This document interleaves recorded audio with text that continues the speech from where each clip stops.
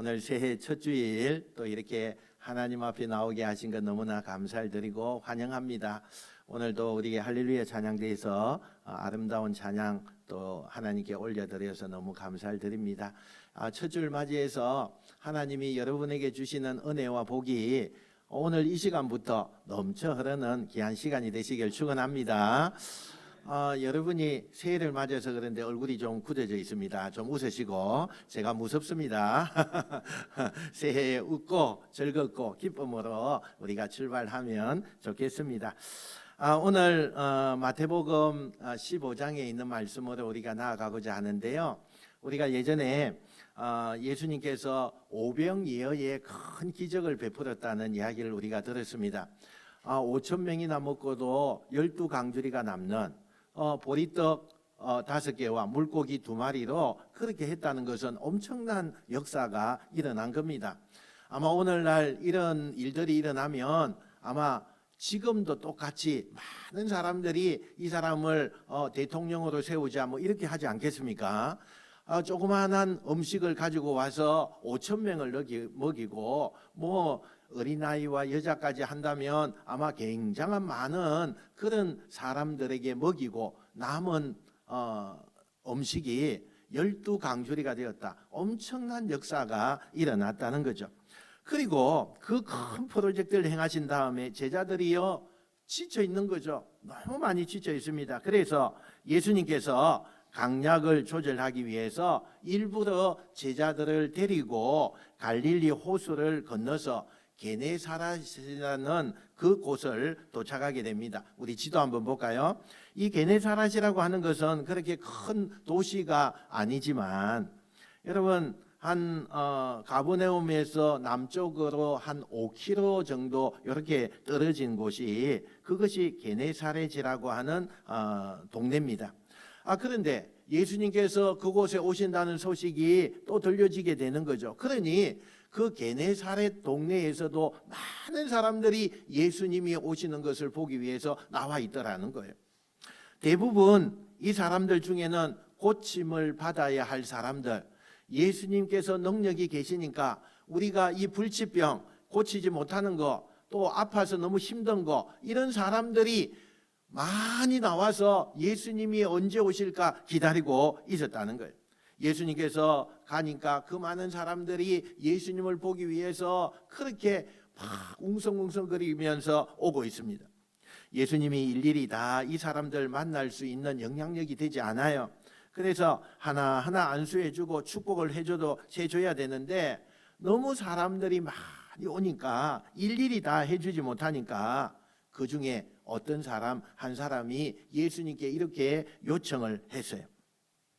그게 뭐냐면 예수님 소문을 듣자 하니까 예수님의 옷자락만 만져도 기적이 일어난다는데 우리에게 예수님의 옷자락을 만질 수 있도록 허락해 주십시오. 이렇게 이야기를 했다는 거예요. 여러분 예수님의 옷자락을 만져도 기적이 일어난다는 이 이야기를 어디서 들었을까요? 도대체 이 이야기가 어디에서 들려와서 지금 이들이 이야기를 하고 있는 걸까요? 우리가 예전에 보니까 얼마 전에 혈육병을 앓은 한 여인이 있었는데 예수님 몰래 뒤쪽에서 예수님의 옷을 살짝 만졌는데 그 혈육병이요 깨끗하게 나은 그런 이야기가 있었어요. 그래서 그 소문을 듣고 이렇게 요청을 하고 있다는 거예요. 굉장히 순수하죠. 아마 그들의 마음이 얼마나 순수한가를 우리가 볼 수가 있습니다. 그런 얘기를 듣고 어떤 사람은 그게 뭐가 되겠어? 이렇게 반응하는 사람도 있지만 또 어떤 사람은 정말 나에게도 그런 일이 일어났으면 좋겠어. 그 이야기를 그대로 순수하게 받아들이는 사람들도 있었다는 거예요. 그래서 예수님께서 옷자락이라도 만질 수 있게 해주십시오. 이렇게 했더니 예수님께서 그렇게 해라. 이렇게 허락이 떨어졌어요. 사람들이 그때부터 앞뒤 있는 사람들이 예수님의 옷을 만지기 위해서 얼마나 많이 그냥 만지기 위해서 그렇게 애썼을까요? 그런데 예수님의 옷자락을 만지고 그 손을 대자마자 그들의 믿음대로 그들이 치유된다는 이야기예요. 아멘 좀 하세요. 아멘. 새해에 아멘 좀 하세요. 놀라운 일이잖아요. 정말 놀라운 일이에요. 여러분에게도 이 믿음의 주인공이 여러분 되시길 축원합니다. 내가 순수하게 말씀을 믿고 내가 그 말씀을 내 마음에 순수한 마음을 가지고 내가 그곳에 그 말씀대로 내가 행했더니 정말 주님이 나에게 이런 은혜를 주셨습니다. 그런 은혜가 우리 정말 2024년도 첫 주일부터 나타나는 귀한 은혜가 있으시길 축원합니다. 그러면서 자연스럽게 많은 사람들이 은혜를 받게 되죠. 그러면서 오늘 15장 말씀이 시작이 됩니다. 오늘 1절 2절에 보니까 갑자기 그렇게 사역을 진행하는 예수님의 현장에 어떤 일이 발생하느냐 한번 같이 읽어보겠습니다. 시작. 그때에 바리새인과 서기관들이 예루살렘으로부터 예수께 나와 이르되 당신의 제자들이 어찌하여 장로들의 전통을 범하나이까? 떡 먹을 때에 손을 씻지 아니하나이다. 아멘. 자, 이 지금 바리새인과 서기관들이 다시 등장하는 모습을 우리가 보게 돼요. 우리 12장까지는요 바리새인과 서기관들이 등장을 해서 예수님을 자꾸 시비 걸던 이 사람들이 한동안 좀 잠잠했습니다. 그런데 오늘 15장에 와서 다시 바리새인과 서기관들이 등장하는 것을 보게 돼요. 그런데 이 15장에 등장하는 이 바리새인들과 서기관들의 시비는 이전에 12장까지 있었던 그때에 만났던 시비와는 좀 상황이 달라요. 왜 다르느냐? 이전에 12장까지 등장한 바리새인들과 서기관들은요 예수님이 사역하는 그 갈릴리를 좀 중심으로 만났던 종교 지도자들에 반하여서 오늘 바리새인과 서기관이 등장하는 이 15장에는 예루살렘 사내들인 공회에서 파견을 나온 사람들이 지금 예수님께 시비를 걸고 있다는 거예요. 어떤 얘기냐면 처음에는 갈릴리 지역의 종교 지도자들이 예수라는 사람이 갑자기 나타나더니 많은 무리가 예수를 따르게 되고 또 그것뿐만 아니라 예수의 말을 듣고는 그들이 예수님을 연호하고 예수님을 따라가는데 목숨을 걸고 있다는 거예요. 예전에는 예수라는 사람이 오기 전에는 자기들에게 많은 무리가 모여서 말씀을 배우고 또 말씀을 듣고 이렇게 했는데 갑자기 예수라는 사람이 나타나고 난 이후에는 너무너무 상황이 달라졌다는 거예요. 그래서 그것을 견제하기 위해서 이 갈릴리 지역의 종교 지도자들이 시비를 거는 거예요. 계속적으로 예수님의 그 세력이 강화해지니까 시기가 일어나죠. 그래서 예수님을 따라다니면서 예수님의 말꼬리에다가 계속 시비를 걸게 되었다는 거예요. 그런데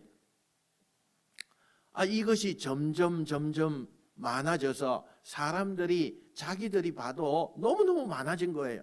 예수님이 가는 곳곳마다 사람들이 넘쳐나는 거예요. 그래서 안 되겠다, 큰일 나겠다. 그리고는 중앙인 예루살렘에다가 요청을 하게 된 거예요. 여기 지금 너무너무 여기에 많은 사람들이 예수라는 사람에게 따라다니는데 이 예수라는 사람이 너무 많은 영향력을 가지고 있으니까 중앙에 있는 그 예루살렘에 있는 그 바리새인과 서기관들을 좀 보내어서 이 예수를 좀 어떻게 좀 해봐라 이렇게 좀 이야기를 한다는 거예요. 이 예수가 정말 바르게 이야기하는지 아닌지 조사도 좀 하고 이곳저곳에서 사람들이 이상하게 막 병도 낫고 하는데 이걸 좀 와서 보고 이걸 좀 저지해달라 이렇게 이야기를 했다는 거예요. 그래서 이 중앙 무대에 예루살렘에 있는 그 사람들 가장 영향력이 있는 사람들이 갈릴리로 파견 나와서 그 예수의 말하는 것을 그 동태를 지금 계속 살피다가 오늘 15장에 와서 예수님께 드디어 시비를 걸고 충돌이 일어나는 거예요. 무슨 시비를 거느냐? 여기 성경대로라면 왜 예수님과 제자들은 장로들의 그 규정을 지키지 않는 것입니까? 이렇게 시비를 걸었어요. 여기서 말하는 장로들의 규정이라는 것은 그들의 간섭이에요. 자기들이 만든 규칙을 말하는 거예요. 예수님 당시에는요 하나님의 말씀은 구약의 말씀밖에 없었죠. 신약의 말씀이 없었죠. 그래서 예수님 이후에 이 신약 성경이 나오는 건데 예수님 때만 해도 이 신약에 있는 말씀이 없었어요. 그러니까 구약의 말씀만 있는데 그 구약의 말씀을 우리는 뭐라고 불러요? 율법이라고 불렀어요. 율법.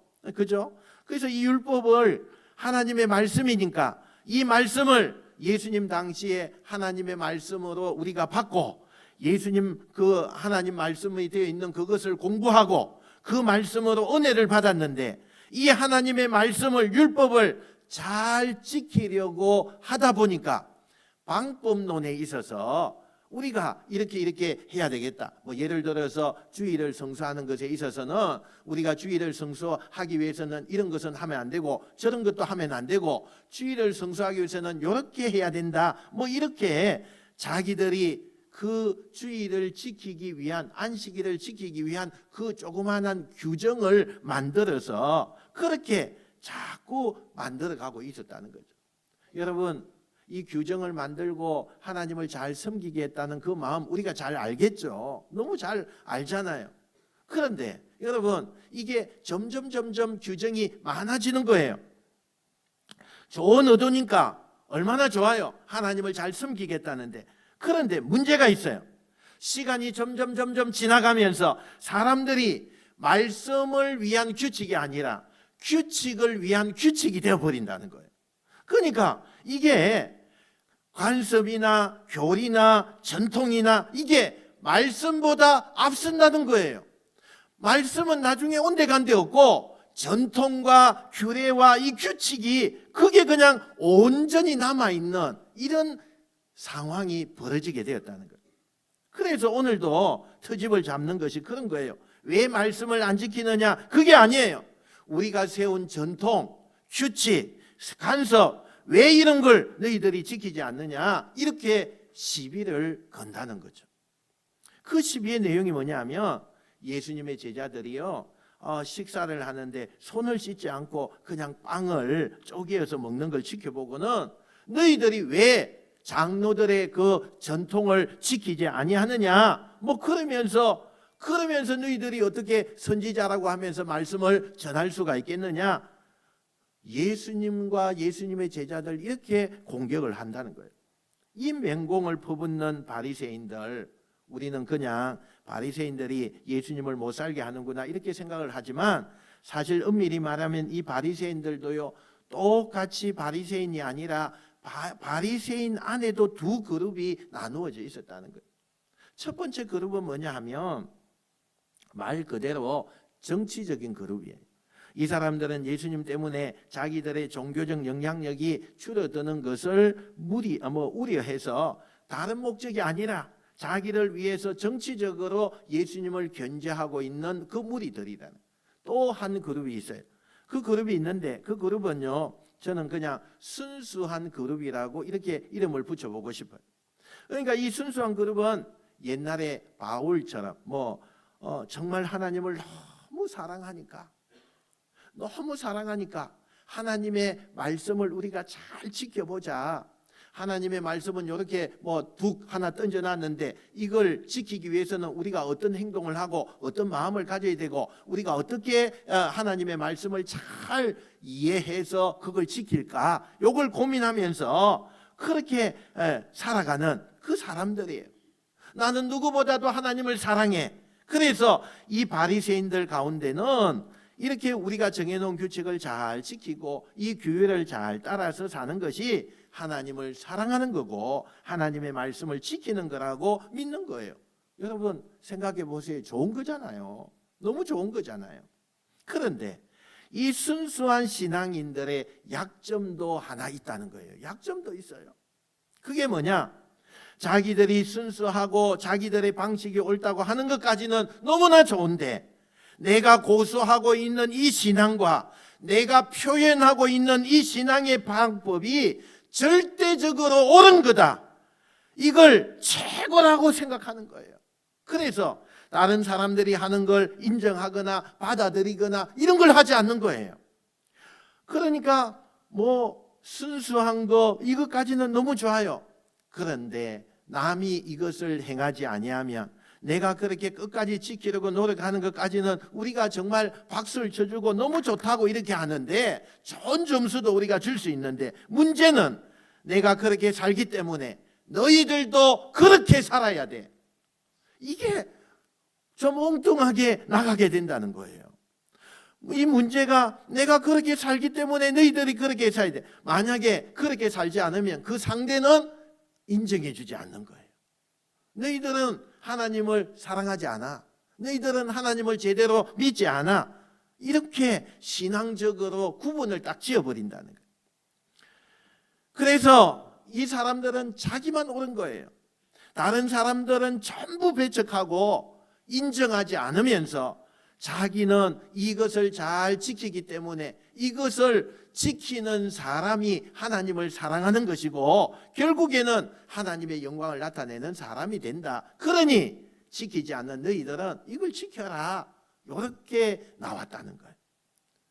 여러분, 지금 예수님께서 순수한 의도로 정말 시비를 거는 이 바리새인들 가운데는요, 너무 전통, 규칙, 이것을 지키는 것이 은혜라고 생각하다 보니까 변화된 시대, 예수님이 들고 온 복음, 하나님의 뜻, 이런 것과는 무관하게 자기들의 주장이 제일로 생각을 하고 있더라는 거예요. 여러분, 예수님께서 이런 순수한 바리새인들에게 너희들의 생각이 잘못됐다 이렇게 말씀을 하면서 강하게 그들의 잘못을 지적하였는데, 그 중에 뭘 대표적으로 좀 예를 들어서 지적을 했느냐? 구약의 율법에 보면 고르반이라고 하는 제도가 있었어요. 한번 따라합시다. 고르반. 이 고르반이라는 말은요, 하나님 앞에 바쳐진 헌물이라는 뜻이에요. 하나님 앞에 바쳐진 헌물. 내가 하나님 앞에 이렇게 예물을 바치고 하나님 앞에 이렇게 봉헌을 해야지, 이렇게 마음을 먹으면 그건 하나님과의 약속을 맺었다는 거예요. 그래서 내가 그런 마음을 가지고 내가 하나님 앞에 이렇게 했으면 그걸 꼭 지켜야 되는데, 사람들이 하나님 앞에 약속해 놓고 시간이 지나갈수록 그 약속을 안 지키더라는 거예요. 약속을 어겨요. 근데 이게 신약시대에 오면서요, 희한하게 변질되어 버리는 거예요. 어떻게 변질이 되느냐? 우리 옛날에 우리나라에도요, 고려장이라고 하는 제도가 있었어요. 그죠? 우리 연세 드신 분들 다 알죠? 고려장이라고 하는 것은 부모님을 좀 모시기가 너무 좀 싫어서 저 지게에다가 부모님을 딱 지고는 저 산으로 들어갑니다. 그냥 산도 겹겹산을 다 지나가서 정말 멀리까지 산에 가서 그 어머니나 아버지를 그거 딱 내려놓고 며칠 정도 먹을 수 있는 양식을 조금 이렇게 쌓아와 가지고는, 그리고는 아버님 여기 잠깐 기다리면 제가 여기 가서 나무 좀 하고 오겠습니다. 그렇게 하고는 그냥 버리고 오는 거예요. 그리고 안 그러면은 또 이렇게 땅을 파서 묻는다든지 이런 일이 있었어요. 그게 고려장, 아주 잘못된 우리나라 간섭 중에 하나였다는 거죠. 그런데 예수님 당시에 이 젊은 사람들 가운데도요, 나이 드신 부모님에 대한 공경과 효도에 대한 책임을 지지 않으려고 하는 사람들이 점점 많이 늘어났다는 거예요. 그래서 이 사람들이 자기 부모를 모시고 싶지 않고 부모에 대한 의무를 다하지 않으려고 하다 보니까 이 구약에서 나타나는 그 계명 가운데 고르반이라고 하는 이 계명을 살짝 변형시켜서, 나는 하나님 앞에 고르반 예물을 올려드리느라고 내 부모에게 이걸 다 하지 못했습니다. 내 부모를 봉양하지 않았습니다. 그래도 내가 하나님 앞에 내 제물을 드리고 그렇게 하다 보니까 부모를 공양하지 않았는데 이건 죄가 되지 않습니다. 이렇게 나오는 거예요. 예수님이 이 문제를 가지고 바리새인들에게 호통을 치는 거예요. 너희들이 만든 규칙을 지키려고 하나님의 말씀 계명을 어기느냐? 여러분, 하나님의 말씀하고 규칙하고 뭐가 먼저가 돼야 돼요? 하나님의 말씀이죠. 말씀이 먼저가 돼야죠. 말씀이 우선이 돼야죠. 우리가요, 찬양대도 보면은 어느 규칙이 있고요. 또 우리가 교사도 보면은 규칙이 있고, 전도에도 모이다 보면은 어떤 해칙이 있잖아요. 그죠? 다 존재해요. 교회들마다 또 이것이 조금씩 다 달라요. 모일 때마다 또 좀 달라요. 그런데 항상 우리에게 뭐가 먼저여야 되느냐는 거예요. 규칙도 좋아요. 뭐 규율도 좋고 해칙도 좋아요. 그런데 뭐가 먼저여야 되느냐는 거예요. 하나님의 말씀이 먼저여야 돼요. 하나님의 말씀이 먼저이죠. 이것을 하나님의 말씀에 이길 수가 없어요. 그런데 때로는 이 규칙이요, 말씀을 이기는 거예요. 이 규칙 때문에 말씀을 범하는 거예요. 이 규칙 때문에 말씀은 안중에도 없는 거예요. 그러면 안 돼요, 여러분. 그러면 안 돼요. 하나님이 뭐라고 계명을 주셨어요? 내 부모를 공경하라. 하나님의 계명이죠. 공경하라는 말은요, 현재 명령형이에요. 계속 공경해야 된다는 거예요. 이건 한번 공경하고 끝내라, 이게 아니라는 거예요. 그런데 사람들이 지금 자기들이 만든 전통과 규칙 때문에 말씀을 이용해서 하나님의 계명, 이 계명을 거역하는 거 아니에요. 부모를 버리고 공경하지 않고 끝까지 모시지 않는 그런 사람들이 예수님 당시에는 참 많았다는 거예요. 그래서 예수님이 이걸 빗대어서 너희들이 만든 규칙 때문에 하나님의 말씀을 버리는 것이 맞다고 생각하느냐? 잘못된 거죠. 잘못되었어요. 근데 심지어 순수한 바리새인들조차도 이게 잘못된다는 것을 알면서도 아무도 이것에 대해서 터치하지 않아요. 말하지 않는다는 거예요. 그리고는 뭐예요? 이 순수한 사람들의 함정이 나는 누구보다도 하나님을 잘 믿고 신앙생활 잘하고 나는 누구보다도 믿음생활 잘하고 있다고 자기는 착각하고 있는 거예요. 이걸 우리는 다른 용어로 말하면 뭐라고 말하느냐? 독점의식이라고 그래요. 독점의식. 이 바리새인과 서기관들 마음속에 깔려있는 이 의식이 뭐냐? 독점의식이에요. 하나님을 믿고 예배를 드리고 찬송하고 하나님 앞에 우리가 사는 것이 제일 좋은 방법은 내 방법이 좋은 거야. 이 순수한 사람들이 여기에 빠지면요, 너무너무 힘들어요. 너무너무 힘들어요. 교회에서도요, 이런 분들이 있죠. 나는 누구보다도 하나님을 사랑해. 난 누구보다도 우리 교회를 사랑해. 그런데 싸워요, 싸워. 하나님을 너무 사랑하고 교회를 너무 사랑하는데 다투어요. 여러분, 잘못된 거예요, 이건. 너무너무 잘못된 거죠. 왜 이분들에게 나만큼 우리 교회를 사랑하는 사람이 없어? 나만큼 교회를 위해서 이렇게 노력하는 사람이 어디 있어? 그러니까 모든 일들이 내가 생각하는 대로 해야 돼 하는 것이 자기 안에 독점의식이라는 거예요.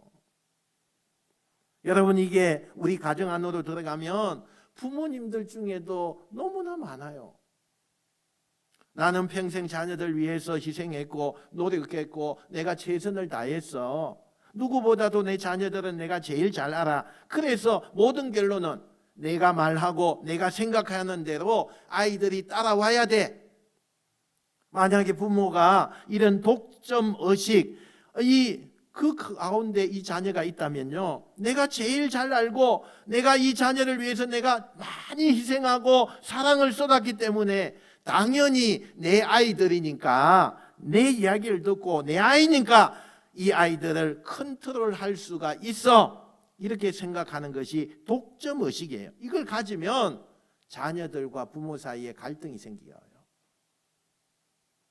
굉장히 힘들어지죠.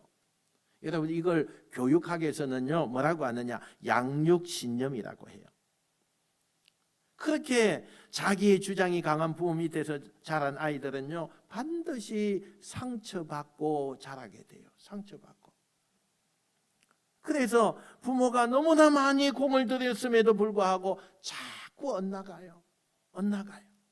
가정에서 상처받은 상처로 인해서 너무 힘들어하는 자녀들이 나타나는 것은 지나친 양육신념, 이것이 강한 분들에게 나타나는 현상이에요. 그러면 이 독점의식이나 양육신념을 버리려면 뭐가 필요하느냐? 첫 번째는 자기 자신을 늘 점검해야 된다는 거예요. 자기 자신을 늘 점검해야 돼. 그리고 주변 상황을 늘 살피고 받아들이라는 거예요. 내가 제일 잘한다, 내가 제일 옳다, 이렇게 자부하면 안 되고요, 하나님이 이끄시는 대로 때로는 내 생각도 내려놓을 수 있는 사람이 돼야 돼요. 때로는 내가 그렇게 살았지만 하나님의 뜻이 아니라면 하나님의 뜻에 맞추어서 내가 생활해야 된다는 거예요. 이렇게 유연하게 모든 것을 담아내야만 그게 하나님의 백성이고 좋은 부모가 된다는 거예요.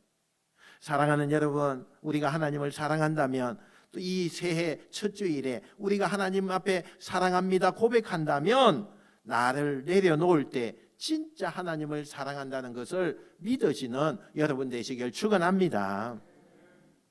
이렇게요, 예수님이 중앙에서 내려온 이 종교 지도자들하고 한판 강하게 탁 붙이면서 이걸 옆에서 보고 있는 제자들이 너무너무 아슬한 거예요. 왜냐하면 이 예루살렘 사내들인에서 그 내려온 사람들은요, 갈릴리 지역에서 활동하고 있는 그 바리새인과 서기관하고는 차원이 틀려요. 굉장히 힘이 있고 권력이 있는 사람들이 지금 내려온 거잖아요. 예수님이 저렇게 필요 이상으로 저 사람들에게 자극을 가지고 하면 우리가 어려움을 당하면 어떡하지? 정치적인 어려움을 당하고 우리가 육신적으로도 어려움을 당하면 어떡하지? 이런 겁이 날 정도로 예수님이 이 바리새인들을 강하게 몰아붙이고 있는 거예요. 예수님이 딱 보니까 제자들이 너무 표정이 어두워져요. 걱정하지 말아라 이렇게 말하면서 이 제자들을 위로하기 위해서 예수님께서 제자들 이끌고 어디로 가시느냐? 이방 나라로 가게 돼요. 우리식으로 말하면 완전히 외국으로 가게 되는 거죠. 거기가 어디냐? 우리 지도 한번 볼까요? 지도요. 여기 보시면 레바논에 있는 두로와 시돈 요 지방으로 예수님께서 가세요. 여기는 헤롯 안디바의 영향력이나 종교 지도자들의 영향력이나 전혀 미치지 않는 완전히 이방 땅에 지금 예수님이 가고 있다는 거예요. 그러니까 여기서 유대인들하고 이스라엘 백성들하고 종교 지도자들하고 분쟁이 일어날 리가 없죠. 이방 땅이니까, 외국이니까. 일부러 멀리 간 거예요, 예수님께서. 그런데 뜻하지 않게 전혀 예상하지 않는 어떤 사건을 예수님이 부딪히게 돼요. 예수님 등 뒤에서 한 여인이 예수님을 부르짖는데요, 정말 그 부르짖음을 통해서 새로운 상황이 전개되는 거예요. 어떤 여인이 뭐라고 예수님을 부르짖느냐? 22절 우리 같이 한번 읽어봅시다. 22절 시작. 주 내 딸이 흉악하게 귀신 들렸나이다 하되 아멘. 여기에 주라고 지금 이야기하죠. 이 주는 헬라어로 큐리오스라는 단어예요. 이 큐리오스라는 말은요, 이스라엘 백성들이 하나님을 부를 때 쓰는 자기들만의 용어예요. 자기들만의 용어. 하나님의 자녀가 아버지 부를 때 그렇게 부르는 거예요. 그러니까 이것은요, 외국 사람이 쓸 수 없는 거예요. 그런데 지금 예수님이 외국에 나와 있는데 이것은 우리 고향에서 우리 이스라엘 백성들 위에는 안 쓰는 말을 이방 나라 외국 사람이, 그것도 여인이 이 용어를 써가면서 자기에게 다가오니까 깜짝 놀랄 수밖에 없죠. 다윗의 자손이라는 말은요, 이스라엘의 왕이라는 얘기거든요. 그러니까 주 다윗의 자손이요 이렇게 말하는 것은 이스라엘 왕은 하나님이십니다 그 얘기거든요. 근데 이게 이스라엘 백성의 입에서 나오는 게 아니에요. 이게 이방 여자가, 외국인이 이런 말을 하니까 예수님께서 깜짝 놀랄 수밖에 없죠. 그런데 예수님은 그 여인의 고백을 듣고 마음으로는 너무 놀랐지만 겉으로 표현을 안 합니다. 그냥 가만히 모른 척 하세요. 왜 예수님은 이렇게 놀라운 고백을 하는 이방 여자에 대해서 본체 만체 아무런 대답과 아무런 대꾸를 안 하실까? 여기서부터 예수님은 그녀의 진짜 믿음이 있는지 없는지 테스트하는 거예요. 저 이방 여자인 저 여자가 주 다윗의 자손이요 라고 말하는데 진짜 다른 목적을 가지고 그렇게 부르는 건지, 자기 믿음이나 우러나오는 말로 하는 건지, 그 여인의 믿음을 예수님은 테스트하고 싶었어요. 그래서 반응하지 않고 모른 척 하는 거예요. 그랬더니 이 여인이 아까보다 더 간절하게 절규하면서 더 큰 목소리로 똑같이 예수님께 부르짖기 시작하는 거예요. 저는 오늘요 이 본문을 묵상하면서 이 장면에서 제일 은혜가 많이 받았어요. 어떤 거냐면 저는 이방 여자, 이름도 없는 여자, 뭐 딸이 귀신 들려서 너무나 처참한 인생인 이 여자, 그런데 이 여인에게서 우리가 배워야 할 교훈이 너무 많다는 거예요. 뭘 배워야 되느냐? 절박한 어머니의 그 울부짖음, 절박한 어머니의 울부짖음. 여러분, 우리 평생에 엄마로서 자녀를 위해, 아버지로서 자녀를 위해 이렇게 울부짖어 보신 적이 계십니까? 내 자녀를 위해 내 자녀의 이름을 불러가면서 땅을 치면서 눈물을 흘리면서 하나님, 내 자식 좀 살려주세요. 하나님, 내 자식 좀 붙들어 주세요. 하나님, 내 자식 좀 축복해 주세요. 정말 이렇게 이 어머니처럼 간절하게 절규하면서 울부짖었던 적이 있습니까? 사실 우리 부모 세대들은요, 다 이것을 다 행한 사람들이에요.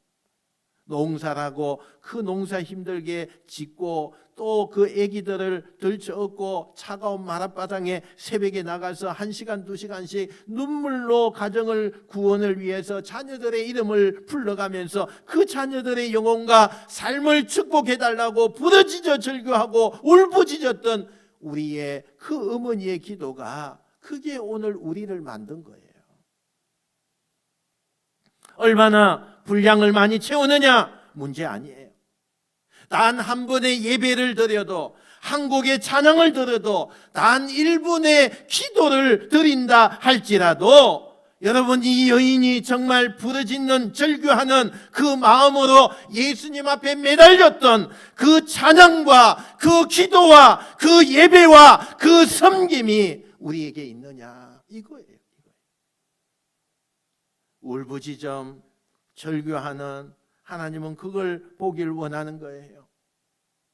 여러분, 가정의 인생에 이런 은혜가 회복되는 놀라운 역사가 일어나시기를 주님의 이름으로 축원드립니다.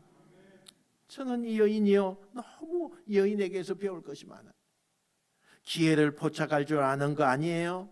어떻게 만난 예수님인데 이때가 아니면 나에게 두 번 다시 이런 기회가 안 올 텐데, 그래서 예수님이 어떻게 반응하고 이 뒤에 나오면 우리가 나오지만 예수님이 여인에게 뭐라고 이야기해요? 계치급을 하잖아요. 계치급. 그 당시에 계치복은 진짜 우리가 욕을 해도 엄청난 욕을 하는 그런 부분이에요. 그럼에도 불구하고 이 여인은 아랑곳하지 않아요. 이 기회가 두 번 다시 없을 건데 지금 아니면 안 되는데, 예수님 지금 은혜를 주시지 않으면 나는 살 수 없는데, 예수님 지금 은혜 주시지 않으면 내 자녀는 평생 어두움에 그 영에 갇혀서 살 텐데 안 됩니다. 안 돼요. 한 번 잡은 기회를 놓치지 않으려고 하는, 내가 가지고 있는 이 문제를 해결할 분은 하나님, 즉 예수님밖에 없다는 것을 정확하게 아는 이 여인, 타겟이 정확한 거예요. 여러분, 저와 여러분의 삶에 우리 인생의 공고함, 육신의 아픔, 또 우리의 삶의 여러 가지 어두운 삶의 부분들을 회복시키고 일으키시고 고치시고 바뀌어 주실 분은 하나님밖에 없습니다. 믿습니까? 여러분, 이 새해에 그 하나님을 붙잡으셔야 돼요. 이 새해부터 우리가 그렇게 나가야 되지 않겠어요? 사람을 의지하지 마시고, 세상을 의지하지 마시고, 나의 삶을, 우리의 가정을, 내 자녀와 내 인생 전체를 가장 복되게 할 수 있는 분은 하나님밖에 없으니, 오늘이 그날 그 여인처럼 지금 아니면 안 되니 하나님, 나 좀 살려주세요. 하나님, 나 좀 고쳐주세요. 하나님, 제발 나 좀 그렇게 용서해 주세요. 이런 절규와 부르짖음과 간절함이 저와 여러분에게 있게 되시기를 주님의 이름으로 축원드립니다. 여러분, 이 여인에게서 이런 것을 배워야 돼요. 너무 절규하며 부르짖으니까 제자들이요, 예수님에게 너무 간청하죠. 시끄럽게 하니까 쫓아버릴까요? 이렇게 제자들이 말합니다. 이때 예수님께서 대답 대신에 그 여인에게 이렇게 말해요. 자녀들이 먹어야 될 떡을 개들에게 던져줄 수 없다. 이 여인에게 빗대어서 너는 개 같은 인생이다, 그런 얘기예요. 여러분, 요즘 같으면 이런 얘기 듣고 참을 사람이 누가 있겠어요? 아마 제가 여러분에게 이렇게 이야기하면 눈총에 제가 맞아서 못 살 것 같아요. 그죠? 이 얘기를 듣고 참을 사람 어디 있겠어요? 인격 모독 아니에요? 예수님께서 그 이야기를 퍼붓는 거예요. 우리가 이런 얘기합니다. 야, 자존심 상했어. 저는 이거 보면서 저도 참 제가 이것 가지고 회개 많이 했는데요. 자존심이 사치구나. 내가 가지고 있는 이 자존심을 부린다는 게 사치구나. 하나님 정말 난 아직도 안 되네요. 그런 마음을 내가 가졌어요. 근데 이 여인을 보세요. 자존심도 사치예요. 나를 이렇게 부르고 이렇게 취급해. 이 자존심 때문에 확 들고 일어나면 끝나는 것이었어요. 그런데 이 여인이 뭐라고 말해요? 주여, 올소이다마는 개들도 제 주인의 상에서 떨어지는 부스러기를 먹나이다. 너무너무 유명한 말을 하죠. 근데 우리는 이 말의 뜻을 지금까지 어떻게 해석하냐? 저도 그렇게 설교 제목을 주고 여러분에게 설교한 적도 있는 것 같아요. 부스러기 은혜, 그죠? 부스러기 은혜만이라도 주시면 내가 나을 줄 믿습니다. 이런 뜻으로, 물론 이게 틀린 말은 아니에요. 그러나 이 여인의 말 속에는 더 중요한 의미가 숨어 있더라니까요. 이게 뭐냐? 이 여인은 자신을 개라고 부르는 예수님의 시선을 기꺼이 인정했다는 거예요. 이 여인의 자존심이 없어서 아니에요. 자존심이 있지만 그거 다 내려놓고 주님 맞습니다. 다시 말하면 자기의 주도권을 예수님께 다 내려드렸다는 거예요. 왜 이 여인은 주도권을 예수님께 다 내어드리느냐? 예수님은 그냥 선생님이 아니에요. 예수님은 그냥 의사가 아니에요. 우리를 구원한 구원자로 믿었다는 거예요. 얼마나 중요한지 몰라요. 이 여인은 예수님이 날 어떻게 보든지 어떻게 부르든지 그거 상관하지 않아요. 날 받아주기만 하면 된다는 거예요. 뭐라고 부르든지 어떻게 평가하든지 내가 예수님께 인정받을 수만 있다면 내 생각, 내 삶, 내 모든 주도권을 예수님께 드리기를 원하는 거예요. 여러분, 이게 진짜 믿음 아닙니까? 우리의 믿음이 여인에게요, 배워야 돼요. 이 연초 새해 첫 주일날 우리가 이런 마음을 가져야 돼요. 나의 주도권을 하나님 앞에 다 드리는 사람, 예수님이요, 여기에 감동을 받으셨어요. 여기에 감동을 받았어요. 그리고 오늘 본문 28절에 유명한 선언을 하시죠. 우리 같이 한번 읽어봅시다. 28절 시작. 이에 예수께서 대답하여 이르시되 여자여, 내 믿음이 크도다. 내 소원대로 되리라 하시니 그때부터 그의 딸이 나오니라. 할렐루야. 예수님이 그 자리에서 말씀으로 치유하자 이 여인은 아멘 합니다. 그 순간에 그 여인의 딸이 낳는 것으로 오늘 본문의 이야기가 마무리가 돼요. 말씀을 정리합니다. 우리는 오늘 성경에서 두 인물의 그런 것을 살펴봤어요. 먼저 바리새인들. 이 바리새인들은 누구보다도 하나님을 사랑한다고 자부하는 사람이에요. 그 결과 어때요? 하나님으로부터 인정받지 못해요. 하나님과 계속 멀어져만 갔어요. 왜요? 이 사람들은 우리만이 하나님을 진짜 사랑한다, 이 독점 의식을 사로잡혀 있었기 때문에 그렇다는 거예요. 하나님을 사랑하는 것은 나같이 해야지, 나만큼 하나님을 사랑하는 사람은 없어. 이 독점 의식이 말로는 하나님을 사랑한다고 말하지만 이 사람의 진짜 주인은 내 노력이에요. 내 방식이에요. 진짜 그게 주인이 된 거예요. 그러니 하나님과 멀어져 갈 수밖에 없고 하나님의 음성을 듣지 못하는 거예요. 그런데 두 번째 등장하는 이 이방인, 하나님 앞에 나설 자격이 없는 사람이에요. 그러나 겉으로는 자격이 없는 사람이지만 나중에 보니까 제일 많이 인정받아요. 회복의 복을 제일 많이 받아요. 왜요? 자신의 주도권을 예수님 앞에 온전하게 내어드렸다는 거예요. 그러면서 예수님의 사랑을 받게 되는 거예요. 우리도 오늘 이 두 인물을 비교하면서 우리 자신에게 조용히 이렇게 질문했으면 좋겠어요. 나는 하나님을 사랑한다고 말하면서 삶의 주도권을 하나님 앞에 드리고 있습니까? 질문하셔야 돼요. 삶의 주도권을 내가 진짜 하나님 앞에 드리고 있습니까? 우리가 하나님을 사랑한다면 이 여인처럼 기꺼이 내 삶의 주도권을 드려야 돼요. 그러면 진짜 사랑하는 거지만, 하나님을 사랑합니다. 그런데 내가 사랑하는 이 방식이 맞아요. 내가 사랑하는 이 생각의 가치가 맞습니다. 그리고 자기의 주도권을 내어놓지 않으면 여전히 하나님을 사랑한다고 말하고 있지만, 그건 이 바리새인들이 드리는 사랑과 빈 껍데기의 요란한 사랑과 다를 바가 하나도 없는 거예요. 사랑하는 성도 여러분, 오늘 우리 각자 삶의 자리에 돌아가면 내가 주님께 내어드릴 그런 주도권이 뭐가 있을까 생각하셔야 돼요. 저마다 다 달라요. 어떤 사람은 사업이라는 주도권, 어떤 사람은 자녀라고 하는 주도권, 어떤 사람은 자신의 신념의 주도권, 어떤 사람은 자기 가치의 주도권, 양보할 수 없는 평생 동안 지고 있는 자신의 가치. 하나님을 너무 사랑하기 때문에 내가 평생 내가 만들고 쌓아올린 그런 탑이라 할지라도 하나님 앞에만큼은 내가 이것을 내어놓겠습니다. 이것을 뺏기는 게 아니라 여러분을 회복시킨다는 것을 믿으시기 바랍니다. 삶의 주도권을 하나님 앞에 내어드리는 여러분, 그 은혜로 회복하시고 일어나시고 은총을 누리는 복된 하나님의 사람이 다 되시기를 주님의 이름으로 축원드립니다. 축원드립니다. 기도하겠습니다. 하나님 아버지,